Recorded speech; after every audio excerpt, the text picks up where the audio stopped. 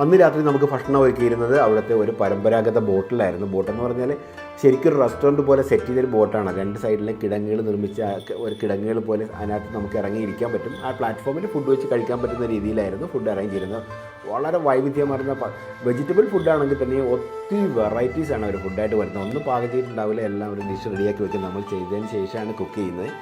ജപ്പാൻ്റെ തനത് മദ്യമായ അവരുടെ rice wine എന്നറിയപ്പെടുന്ന സാഖയും അതിനോടൊപ്പം നമ്മൾ ട്രീറ്റ് ചെയ്യാൻ വേണ്ടി അവിടെ കരുതിയിരുന്നു.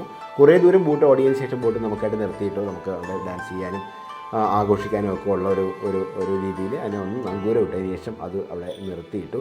എന്തായാലും ഒരു വണ്ടർഫുൾ എക്സ്പീരിയൻസ് ആയിരുന്നു. ആ ജലാശയത്തിൻ്റെ മധ്യത്ത് നിന്ന് 4 ചുറ്റും ജപ്പാനെ നോക്കിക്കാണുക എന്ന് പറഞ്ഞാൽ വളരെ മനോഹരമായൊരു കാഴ്ചയായിരുന്നു.